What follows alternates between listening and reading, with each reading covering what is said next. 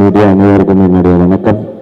And plus my friends, இந்த short நோட்டீஸில் அவங்களை கூப்பிட்டு நீங்கள் எனக்காக சப்போர்ட் பண்ண வந்ததுக்கு ரொம்ப நன்றி. இந்த படம் எப்படி ஸ்டார்ட் ஆயிடுச்சுன்னு, நானும் அபிலாஷ் எப்பயுமே மீன்ஸ் ஈவினிங் ஜாலியாக உட்காந்து பேசியிருப்போம். அப்படியே காண்டியே பேசுவேன். ஏன்னா நான் ஒரு படம் பண்ணியிருக்கேன் தாய்மொழின்னு சொல்லி, சரி பண்ணியிருந்தேன், நல்லதுப்பான்னு சொன்னேன்னா. ஸோ அதுக்கப்புறமா நான் இன்னொரு கதை வச்சுருக்கேன், அது நீங்கள் பண்ணிங்கன்னா ரொம்ப நல்லா இருக்கும். கதையை சொல்லும் முதல்ல அது நல்லா இருக்குன்னா இல்லைன்னு நான் சொல்கிறேன்னு சொன்னேன். ஸோ கதை சொல்லும்போது 1 hour கதை சொல்லி முடிச்சிட்டாரு. ஒன்றுமே புரியல. என்ன கதை ஸ்டார்ட் பண்ணாதான் தெரியும், முடிவுமே ஒன்றுமே தெரியல. ஏன்னா அவ்வளோ ஃபாஸ்ட்டாக, அவ்வளோ சூப்பராக, அவ்வளோ நல்ல கதையாக இருந்தது. அண்ட் ஸ்டார்ட் பண்ண படத்தை ஃபுல் அண்ட் ஃபுல் ஃபாரஸ்டில் 90% வந்து காட்டுலேயே ஷூட் பண்ணோம். ஒரு பெரிய கதை செட்டு அங்கே ஃபுல்லாகவே கேள்வி தான் இருந்தது. அதில் 50 பேர் அதுலேயும் இல்லாத இருக்கிறாங்க. முதலே மூச்சு எடுக்க முடியல. அதில் 60 பேர் வேறு வந்து பக்கத்தில் வந்து நிற்கிறாங்க. இந்த ரொம்ப கஷ்டப்பட்டேன். இந்த குகையை விட அந்த அந்த மெழுகுபத்தி தான் அங்கே பட்ஜெட் ஜாஸ்தியாக இருக்கும்னு நினைக்கிறேன். ஏன்னா அவ்வளோ மெழுகுபத்தி யூஸ் பண்ணியிருக்கோம். அண்ட் ஃபுல் புகை மடலமாக இருக்கும். அண்ட் ஒரு மெழுகுபத்தி ஒரு அசிஸ்டன்ட் டைரக்டர் யார், அசோசியேட் டைரக்டர் ராஜேஷ். சின்ன மீன்ஸ் ஒரு ஸ்பாட்டுக்கு எப்படி இருந்தாலும் மெழுகுபத்தி இது டைமே இருக்கும். ஆனால் அதெல்லாம் கண்டினியூட்டி பார்த்து மறுபடியும் புது கேண்டலேருந்து எடுத்து வைப்பாங்க. இதெல்லாம் ஒரு கண்டினியூட்டி யாராவது பார்ப்பாங்களா? விடுறா, ஆல்ரெடி மூச்சு எடுக்க முடியல, இது வேற நீங்கள் மறுபடியும் ஆஃப் ஆகி இது பண்ணுவோம். அண்ட் ரொம்ப கஷ்டப்பட்டோம். அண்ட் அஞ்சு பற்றி சொல்லி அவங்க, ஏன்னா தண்ணியை விட அவங்க சேரில் தான் ஜாஸ்தியாக இருந்தாங்க. காலைல தண்ணியில் குளிச்சுட்டு வர மாட்டாங்க, சேரில் தான் குளிச்சுட்டு வருவாங்க செட்டில். ஸோ ஒரு அட்லீஸ்ட் 30 days அப்படியே தான் இருந்திருக்காங்கன்னு நினைக்கிறேன். அந்த கால் கூட ஃப்ராக்சர் ஆகி ஒரு 1 month பெட் ரெஸ்ட்லேயே இருந்தாங்க. அந்த ரொம்ப டெடிக்கேட்டாக இருந்தாங்க. Thanks to Akilan. ஈவன் அவரும் ஒரு 15 days வெளியே அவ்வளோ கஷ்டமான வேலை அது. அந்த டெய்லி அந்த ஃபாரஸ்டில் போனோன்னா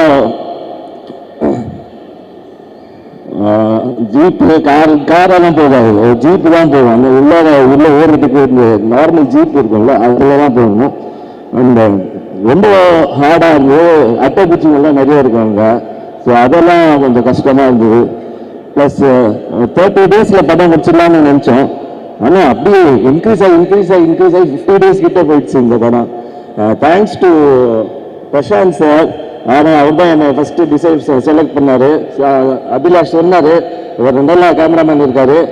ஸோ எங்கேயும் காம்ப்ரமைஸ் ஆகாமல் ரொம்ப அழகாக இந்த படத்தில் என்னை காட்டியிருக்காங்க. So thanks to him. And thanks to அவர் ப்ரொடியூசர் டாக்டர் அண்ட் டோஜோ மெயின் ப்ரொடியூசர். இவர் சொன்னார், பிரதர் அபிலாஷ் வந்து எல்லாருக்கும் அவர் தான் டீ கொடுத்துருப்பாங்கன்னு சொல்லி. டீ ஜென்ஸு எல்லாம் கொடுக்க மாட்டார் அவர், வெறும் கேர்ள்ஸுக்கு கொடுத்துட்டு இருப்பாராங்க. ஜென்ஸுக்கு பிஸ்கட் கொடுப்பாரு வந்து halwa. So thanks to producer. ஏன்னா எங்கேயும் காம்ப்ரமைஸ் பண்ணாமல் படம் நல்லபடியாக வரணும், அது மட்டும்தான் அவரோட குறிக்கோளாக இருந்தது. நல்லபடியாக படத்தை முடிச்சு கொடுத்துருக்காரு. அண்ட் ப்ளஸ் பெரிய அவரும் ரிலீஸ் செட்டப்பும் பண்ணி கொடுத்துருக்காரு. So thanks to him. And Abhilash thanks. கண்டிப்பாக அடுத்த படமும் நம்ம பண்ணலாம். ப்ரொடியூசர் கிட்ட கேட்டு இப்போ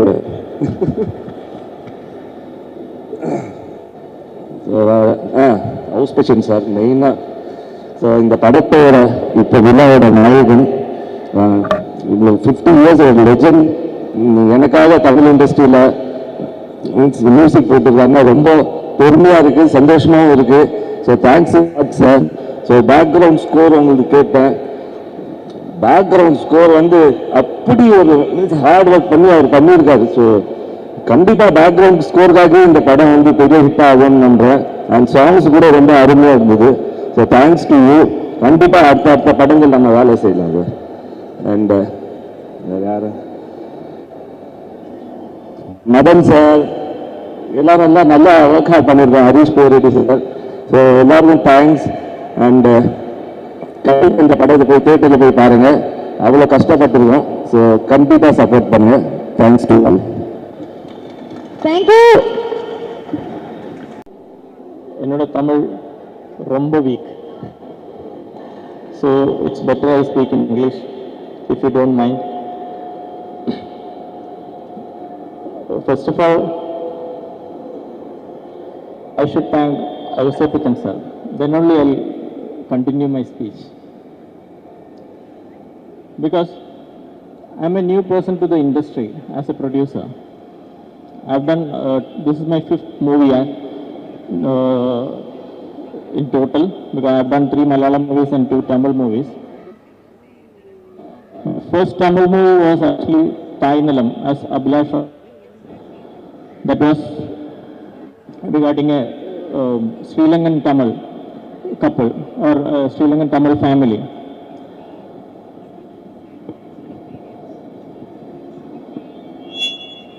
Hello, sorry. From the very beginning till the finish of that movie, if Avasapithan sir was not with us, we would not have completed that movie. We have not released that. That will follow route number 17. That same path we will follow. Again, route number 17, from the beginning till the end. I'm really honored to have you, Avasapithan sir, with us. Without you, I don't think we would have completed this task. When Abhilash came and told me about the subject, we were wondering in which language we will take this, in Malayalam or in Tamil. And I felt this suits Tamil industry much better. And when we were casting, whom to cast in the lead role? So Abhilash introduced me to his friend Ramesh sir. And we couldn't find any other better option than you, Ramesh sir. Thank you so much for being with us. And I'm really glad that Adi also is here. I've done one Tamil movie with Adi, a small role in a negative shade. And I'm really glad that all Ramesh's friends has come from Big Boss. What else you can ask for? Staying together for 100 days. That's a bond you have shown to the entire community. Thank you guys, the whole team of Big Boss, for coming here and supporting Ramesh and us. The entire cast and crew of our movie, route number 17, starting from Abhilash. As Prashant Bhattan already told, we know each other since last 25 to 30 years, from the beginning of my MBBS days. At that time, he was a event management, he was in charge of the whole camera team of the Malayalam Film Awards and all. From that time onwards, we know each other, and I'm glad that we could do 2 movies back to back, Tainalam and route number 17. And the entire other team, our editor, stunt master, everyone. If I pick up names, I might miss someone. The lyricist, as he already spoke, the lyrics are so beautiful. Though I couldn't understand, Abhilash translated the entire thing to me. Your voice, Rita ma'am and Shweta, it was so wonderful to have you all with us. And once we finished the movie, we didn't know how to get this movie to the audience. So we approached the one and only Chowdhury sir, the legend. He aptly agreed to help us to make this movie reach the entire audience, the entire Tamil people. Thank you, Chowdhury sir, Super Good Films, the entire crew of Super Good Films like Chinnasamy, everyone are here. Thank you so much. And thank you, media. Without you people, whatever happens here will not reach the public. So, I hope and pray whatever you're going to write or show in the screen will reach the audience and help us to reach better level. Madan sir, Romba Nandri. I had few scenes with him in this movie. I've acted as a police inspector in this, not in this getup. This was for another movie. Madan sir, though he's a co-actor, he has already directed a movie.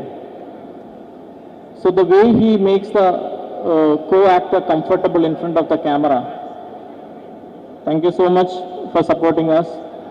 Anju, thank you. Akhil, everyone a big thank you. And I hope this will reach the audience to a better level. I hope I haven't missed anyone. My family for supporting me. She already told I'm a doctor. I'm actually a practicing doctor. Movie is just a passion to me, to be frank. I'm a gynecologist. I have an IVF center. I'm a laparoscopic surgeon. I worked till yesterday evening. Then I boarded the train and came here. Tomorrow again I'm going to go back and start working. What I always joke to these people is, if I don't work, I'll not pay you the bata or the remuneration. So you all should pray for my health too. Otherwise, we can't take this forward. So, and I hope that I'll be able to continue both my medical profession and my acting career side by side. I have one of my friends who has come from Kerala, Mr. Santosh. We both play cricket for the Celebrity League in Kerala. Thank you, Santosh. Have I left anyone? Oh, Sebastian sir.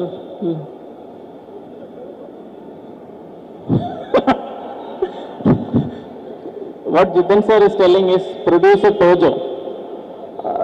If you don't mind, may I call him on stage?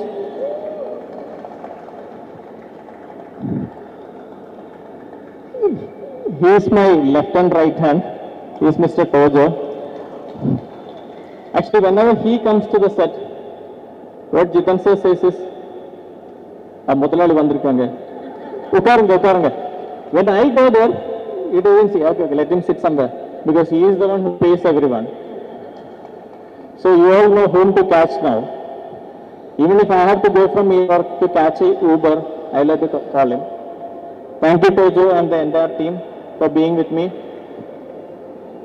and my colleagues in my hospital, because whenever I come here, see, my first priority is always patients. Movie is only next, because you cannot leave your patient and go anywhere. So whenever I move out of the hospital, I make sure other doctors are there to take care of them.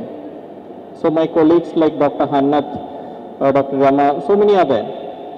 They all take care of my patients, my staff in my department, hospital staff, the management. Without everyone's support, I don't think this movie we could have completed. If you don't know, I can tell you this movie we completed in 10 schedules. So you can imagine how much struggle we have gone through in completing this movie. The first schedule was inside the cave what we have built, that 5,500 square feet or whatever. After that, whenever we started the outdoor shoot, somehow or the other, we had to stop in 1 or 2 days. Maybe because of rain, then flood, then poor Anju broke her leg. But I didn't stop the movie because due to lack of fund, I didn't stop. This is just for your reassurance. Okay, thank you everyone. Thank you so much. And thank you for being such a wonderful MC. Thank you, sir. Thank you, sir. And thank you the management and crew of this mall. Okay, media, thank you again so much. And my brother is here. I would just like to call him here. He won't speak anything.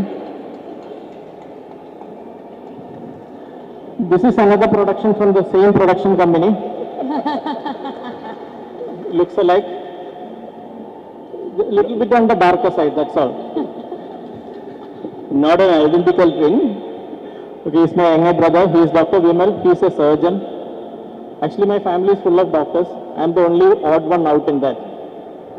Thank you so much. Thank you, sir. So,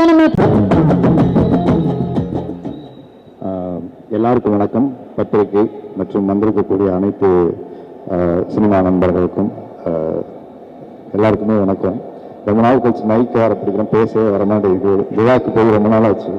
எங்கிருந்து ஆரம்பிக்கணும்னு சொல்ல கடைசியாக வர mic கொடுத்துட்டாங்க. வந்து சோமு சொன்ன மாதிரி ஏமா நான் கூப்பிட்டா அப்படிங்கிற மாதிரி தான் கடைசியாக மனம் இருக்கு. பட் ரொம்ப சந்தோஷமா இருக்கு இந்த மேடையில் நிற்கிறதுக்கு. நிறைய விழாக்கு போகும்போது படத்தில் நடித்தவங்க நிறைய பேர் வந்து விழா வாழ்த்துறது ஒரு வழக்கமான ஒரு விஷயம்.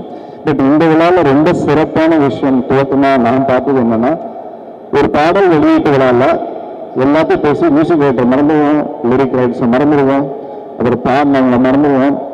அவங்களாம் இன்னைக்கு விழாக்கு நிறைய ஃபங்க்ஷனுக்கு வர்றதில்லை. நிறைய ஹீரோயின்ஸு சில பட விழாக்களுக்கு வர்றதில்லை. பட் இந்த விழாவோட துவக்கம் வந்து அத்தனை பாடகர்களுமே இங்கே வந்து இருந்தாங்க. All the singers. ஸோ அவங்களுக்கெல்லாம் பெரிய ஒரு ஆள் சொல்லி அந்த மியூசிக் டைரக்டர்ஸ் அவரை பற்றி கேள்விப்பட்டிருக்கேன். அவரை பார்த்ததில்லை ஆக்சுவலாக. ஏன்னா நான் ஃபஸ்ட் டைம் படம் ஒர்க் பண்ணது வந்து டிவி சேனல் சார் ஒர்க் பண்ணேன். ஸோ அப்போ இருந்து மலையாளம் படம் பார்க்குறதும் சரி, மலையாள இண்டஸ்ட்ரிக்கு டெக்னீஷியனை பற்றி தெரிஞ்சுக்கிற வாய்ப்பு இருக்கும். ஸோ அவரோட மியூசிக்கும் அவரும் கேள்விப்பட்டிருக்கேன். பட் அவரோட இவ்வளோ எங்கே அவர் மியூசிக் இருக்குன்னு இன்னைக்கு வரைக்கும் அவர் 50 வருஷம் தாண்டி போயிடுச்சு. அவர் உடம்புக்கு தான் வயசாக இருக்கு. அவருடைய திறமைக்கும் அவருடைய இசைக்கும் இல்லைங்கிற பாடல் கேட்குமே தெரியுது. ஸோ தமிழ் சினிமா உங்களை பெரிய ரத்தன கம்பளம் போட்டு உங்களை வரவேற்பு சார். நீங்கள் தமிழ் சினிமாவுக்கு கிடைச்ச இன்னொரு பெரிய பொக்கிஷமாக தான் நாங்கள் பார்க்குறோம். We are proud to welcome you sir. அடுத்தது யுவபாரதியோட வரிகள் வந்து எக்ஸ்ட்ரா நிறையா எழுதியிருக்காரு. அவருடைய பாடல் வரிகளை சொல்லவே வேணாம். ஸோ எல்லா டெக்னீஷியன்ஸ் எல்லாருக்குமே ஒரு பெரிய நன்றி சொல்கிறேன். ஸோ இந்த படத்துக்கும் எனக்குமான தொடர்பு என்னென்னா, அபிலாஷ் வந்து நான் நடுங்காலை படம் பண்ணும்போது ஷூட்டிங்க்கு வந்து மீட் பண்ணி ஒரு கதை சொல்ல வந்தார். அது ஒரு மலையாள ப்ரொடியூசரோட வந்து கதை சொன்னார். வந்து அந்த படம் கூட ரிலீஸ் ஆகலை. அப்போ வந்து சரி இது கதையெல்லாம் பேசிட்டு அப்புறம் பண்ணலாம் பிளான் பண்ண, அப்புறம் ஊருக்கு போனால் அப்புறம் எதுவுமே அவரும் காண்டாக்ட் இல்லை, நானும் காண்டாக்ட் இல்லை. திடீர்னு ஃபோன் பண்ணி பேங்க்ல அக்கௌண்ட் ஓப்பன் பண்ணுற இஷ்யூஸ் எல்லாருமே என்னென்னா, அசிஸ்டன்ட் டைரக்டர்ஸ் எல்லாம் உங்களுக்கு தெரியும், அப்போல்லாம் என்ன கையிலும் காசு இருக்காது. மினிமம் சேவிங்ஸ் அக்கௌண்ட்டில் ஒரு காசு வந்து மினிமம் பேலன்ஸை இன்க்ரீஸ் பண்ணாங்க. அப்போ வந்து எவ்வளோ பேர் பணம் இல்லாதவங்களாம் 5000 ரூபா வச்சுக்க முடியாதுங்கிற சூழல் இருக்கும்போது தான் இந்த மாதிரி போஸ்ட் ஆஃபீஸில் ஒரு அக்கௌண்ட் இருக்குங்கிற ஒரு கேம்பெயின் அவேர்னஸ் பண்ணலாம்னு ஸ்டார்ட் பண்ணதுக்கப்புறம் தான் கேரளாவில் போய் பண்ணும்போது அபிலாஷ் ஒரு பெரிய சப்போர்ட் பண்ணார். அங்கே எல்லா இங்கேருந்து தமிழ்நாட்டிலையும் பண்ணோம், அங்கேயும் போய் பண்ணோம். அப்படிதான் அவருடைய அடுத்த கட்ட நட்பு அப்படியே இருந்துச்சு. அப்புறம் அடிக்கடி பேசுவார். அவர் படத்துக்கு தான் இருப்பேன் நினைப்பேன். திடீர்னு போய் ஹோட்டல் ஆரம்பிச்சுட்டேன் அப்படின்வாரு. என்னங்க ஆச்சுன்னு கேட்பாரு. சிரிச்சுட்டு எல்லாமே போயிடுச்சு, நம்பி விட்டுட்டு போனேன், கசியும் முடிச்சு பேலன்ஸ் வந்து கடன் வாங்கி ஒன்று கொடுத்தேன். அதையும் கடன் வந்து இப்போ மறுபடியும் பிஸ்னஸ் பண்ண ஆரம்பிச்சு கொடுத்தாங்கன்னு நினைச்சேன். மொத்தமாக எக்ஸ்ட்ரா கடன் வாங்கி அதையும் 2 வேலை கட்டிட்டு எல்லாத்தையும் முடிச்சுட்டு வந்துருக்கேன்னு சொன்னார். அதுக்கிட்டலாம் இந்த கதையை வந்து சொன்னார். இந்த கதை ஃபர்ஸ்ட் ஜித்தன் டென்னிஸ்க்கு சொல்றதுக்கு முன்னாடி என்கிட்ட வந்து பேச இந்த கதை சொன்னார். ரொம்ப நல்லா இருந்தது. அப்போ நான் பண்ணுறதெல்லாம் பேசிட்டு இருந்தேன் வந்து. அதுக்கப்புறம் இந்த கதை ஜித்தன் டென்னிஸ் பண்ணார். ரொம்ப சந்தோஷமா இருந்தது. ஹீரோவா நடிச்சு தோட்டம் இருக்கான் பிரதர், வில்லனா நடிச்சு தோட்டங்கள் இல்லவே இல்லை இந்த சினிமாவில். அதனால நீங்க வில்லனா முதல்ல காலடி எடுத்து வச்சிருக்கீங்க. இந்த சினிமா மீண்டும் உங்களை உயரத்தை கொண்டு போய் மீன்பாட்டுங்கிறதுல மாற்று கருத்து இல்லை. 2023 ஒரு பெஸ்ட் வில்லனுக்கு கட்டாயம் ஒரு பெரிய அவார்டு வாங்கணும்னு நான் எல்லாமே ட்ரை பண்ணிக்கிறேன். ட்ரைலர் பார்த்தா ரொம்ப நல்லா இருந்தது.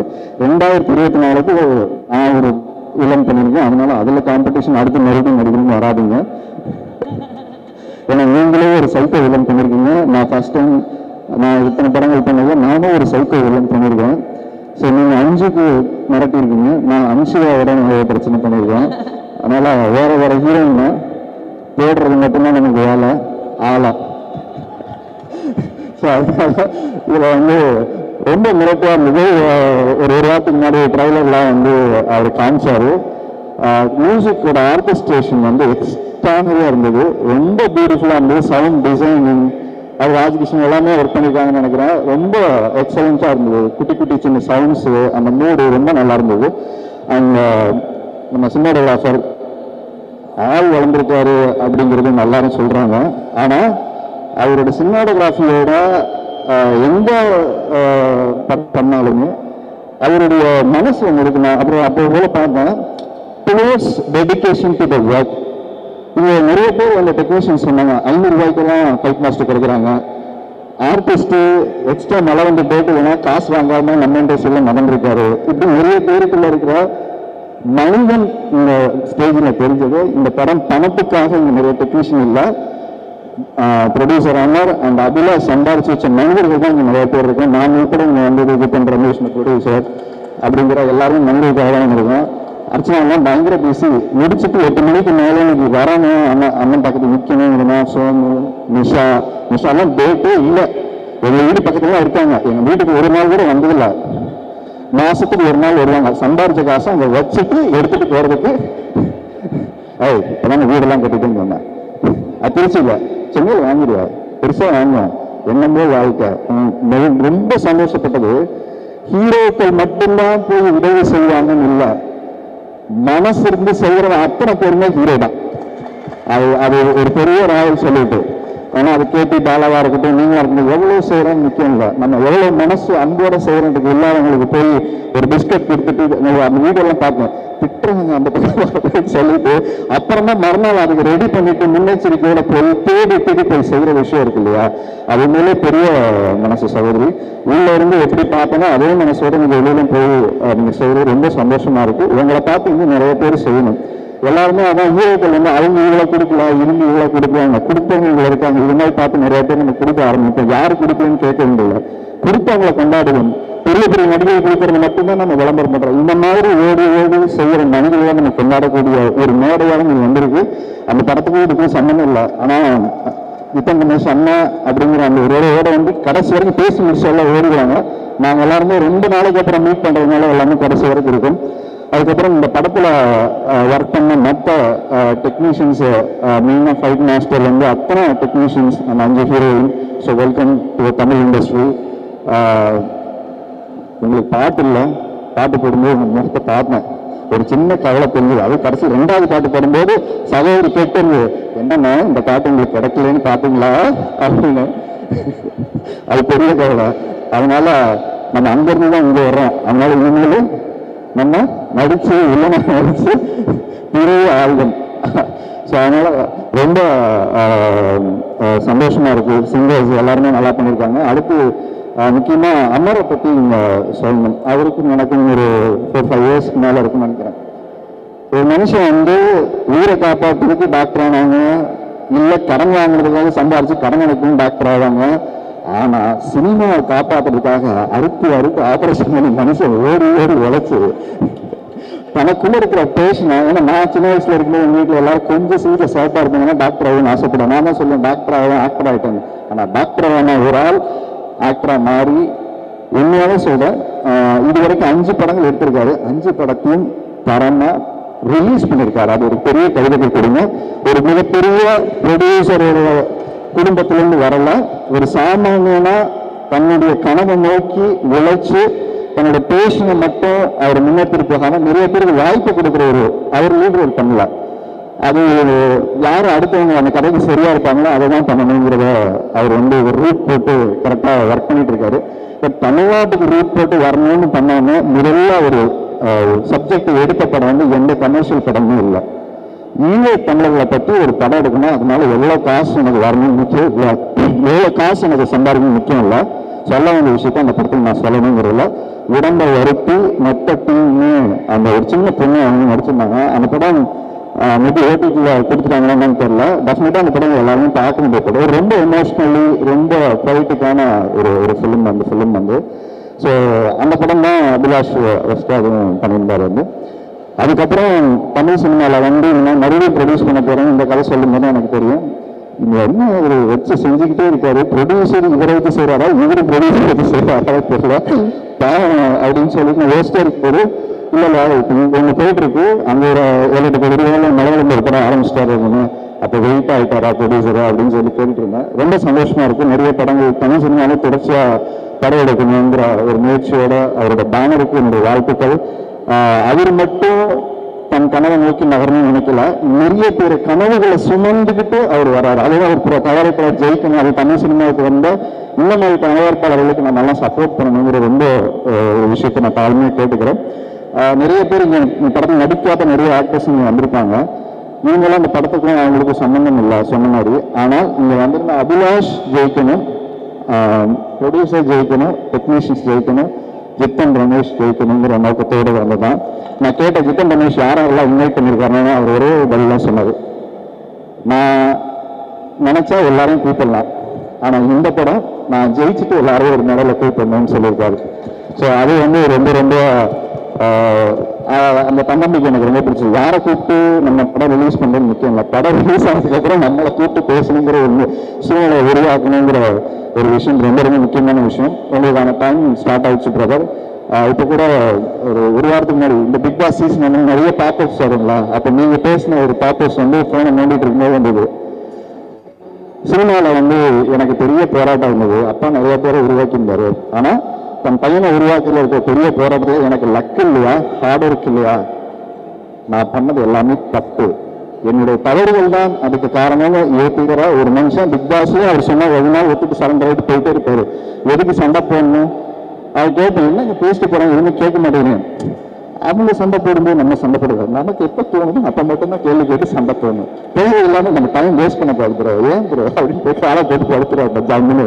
ஸோ அந்த மாதிரி ஒரு நல்ல பியூர் ஹார்ட் இல்லாது பக்கத்துல வந்து பார்த்தாலும் தெரியும், அவரோட பெரிய இவ்வளோ பெரிய ப்ரொடியூசர், இவ்வளோ பெரிய பையன், அவர் வந்து பார்த்தாரு பந்தா பண்ண அப்படியே எதுவுமே இருக்காது. பக்கத்தில் போனோம்னா உட்காருங்க அப்புறம் அப்படின்னு ஆரம்பிச்சாருன்னா அந்த லோக்கல் ஸ்டாங் நம்மளே ஒரு அப்படியே ஷோல்டரில் போட்டுக்கிட்டு அந்த இருக்குன்னு கொடுத்துருவோம். ஸோ ஒரு இவ்வளோ நாளுக்கு அப்புறம் பிக் பாஸ்க்கு அப்புறம் இங்கே நான் பார்த்து பேசினேன். பட் அதே சிரிச்ச முகம் இடையில ஒரு படத்துக்கு கூப்பிட்டுருந்தாரு, என்னால் போக முடியல, இந்த படத்துக்கு அவர் கூப்பிடல, நான் வரணும்னு சொல்லிட்டு அதில் நான் வரேன்னு சொல்லாது, நான் வரேன்னு சொல்லிட்டு வந்தேன். நான் ரொம்ப சந்தோஷமா இருக்குங்க இந்த மாதிரி ஒரு ட்ரைலர் பார்க்குறதுக்கு. எல்லாத்தையும் சொல்லிட்டேன்னு நினைக்கிறேன். நம்ம படத்தில் நிறைய பேர் தெரியும், அதனால நிறைய ஓகே எல்லாமே கவர் பண்ணிட்டேன்.